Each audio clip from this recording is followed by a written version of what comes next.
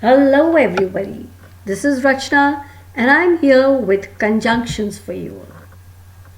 Well, in this video we are going to have a detail of conjunctions. Conjunctions are words that link other words, phrases or clauses together. Now let's take for example, Rubina is clearly exhausted. And then if I use another sentence, she insists on dancing till dawn. What happens? I'm talking of two different sentences. But if I use the word yet, which is a conjunction, what happens? I actually come up with just one sentence. So there's something really important that you need to remember, and that is conjunctions allow you to form complex, elegant sentences and avoid the choppiness of multiple short sentences. So, in order to do that, you need to make sure that the phrases are joined by, which are joined by conjunctions, they share the same structure. For example, if I say I like dancing and singing, that would be correct. However, if I say I like dancing and sing, that really wouldn't be correct, right? So, what about it? Well, children, you see, without conjunctions, you'd be forced to express every complex idea in a series of short, simplistic sentences, right? Now we need to get away with them. We need to do without them. So let's understand conjunctions in detail. Let's understand first of all the classes of conjunctions. For example, there's a coordinating conjunction. And how do we go about them? It's like coordinating conjunctions allow you to join words, phrases and clauses of equal grammatical rank in a sentence. Please do bear that in mind. Equal grammatical rank in a sentence. Okay? So, the most common coordinating conjunctions are for, and, nor, but, or, yet, and so. Now, let's take a look at this example. She must weep or she will die. Okay? Now here the grammatical rank is the same. Okay? And at the same time, if you notice, the outcome is what? Of weeping. She will die. So you see, what have you got to notice over here is that there is the use of a comma when a coordinating conjunction is joining two independent clauses. Like she must weep, she will die. The two independent clauses of the same grammatical rank, right? Hence, if we are using or in between, we are using a comma. Alright? Now, let's take a look at kinds of coordinating conjunctions. Okay? Now, children, there is a cumulative or copulative conjunction which merely adds one statement to another. Like, for example, we carved not a line and we raised not a stone. Okay? So, this is a cumulative conjunction. Now, what if we talk of adversative, which express opposition or contrast between two alternatives? For example, I was annoyed, still I kept quiet. Okay? Now, If we talk of disjunctive or alternative conjunctions, they express a choice between two alternatives, like she must weep or she will die. Right? Either he is mad or he is feigning madness. Okay? Then, you see, this is what? This is an alternative. Like either he is mad or he is feigning madness. Okay? Then we have an elative conjunction, a coordinating conjunction, which express an inference, like something must have certainly fell. I'm sorry, I'll repeat that again. Something must have certainly fell in, for I heard a splash.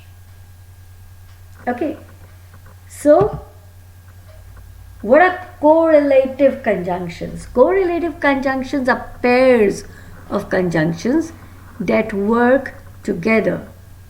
Like these conjunctions connect two balanced clauses, phrases or words, right? Now the two elements that correlative conjunctions connect are usually similar in length and grammatical structure. Okay, I hope you've understood. So let's understand this a little more with this example, right? Both rugby and football are popular in France.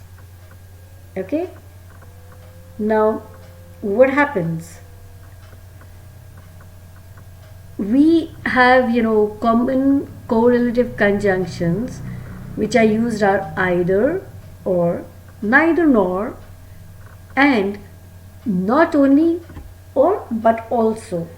Okay, so now if you have understood, both rugby and football are popular in France. Okay, if I say rugby is popular in France or football is popular in France, here the grammatical structure is the same. Okay, and at the same time both these sports are popular in France. Now instead what I do, instead of saying rugby is popular in France and football is or I use another sentence, football is popular in France, I say both rugby and football are popular. Instead of using is, I've used are. Okay, so this is what we have about correlative conjunctions. Now let's understand subordinating conjunctions. A subordinating conjunction joins a clause to another on which it depends for its full meaning. Okay, we have joined two different sentences, but what we need to keep in mind is that we are joining them because of the meaning that we get out of it. It can signal a cause and effect relationship, a contrast, or some other kind of relationship between the clauses. For example, common subordinating conjunctions can be like because, since, as, although, though, while, and whereas. Okay? For example, I'm not going to work because I'm sick. Okay? So what happens? I'm not going to work because I'm sick. If I separate these sentences, it's like I am not going. That's one sentence. I'm sick. That's another sentence. I am not going to work is one sentence. I am sick is one sentence. So we have two different sentences, but the cause and the effect and the relationship between these two sentences we can easily unite by saying, I am not going to work because I am sick. Alright. So this is what happens when we are using a subordinating conjunction. Right? Now, what we have to keep in mind is that sometimes an adverb such as until, after, or before can function as a conjunction. Like how? I can stay out until the clock strikes 12. Here, the adverb until functions as a coordinating conjunction to connect two ideas. Like I can stay out, the independent clause, and the clock strikes 12, the dependent clause. It's dependent, okay?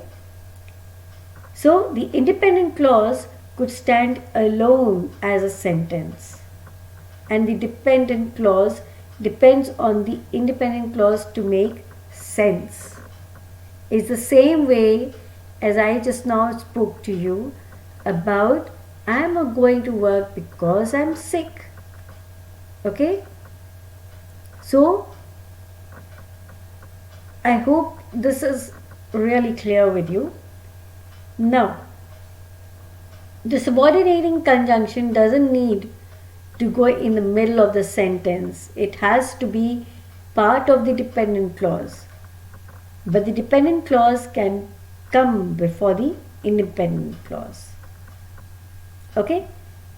So, the correct way to say it would be like, before he leaves, make sure his room is clean. Okay? If the dependent clause comes first, use a comma before the independent clause. I hope you realize that, in conjunctions and also in prepositions, commas are very, very important. Okay? Now, children, I would like to just tell you about one thing that, most of the time, like at least when I was studying, we were always told that, you do not start a sentence with a conjunction. But later on, I came to realize that that's not always true. You can start a sentence with a conjunction. Okay, because that's really a myth. Now, as I just mentioned, a subordinating conjunction can begin a sentence if the dependent clause comes before the independent clause. Okay? So it's also correct to begin a sentence with a coordinating conjunction. Right? Like for example, if I say, I'm not going to work because I'm sick. And instead, if I say, although I'm sick, I will still go to work. That is not wrong. Okay? So, this is what it is.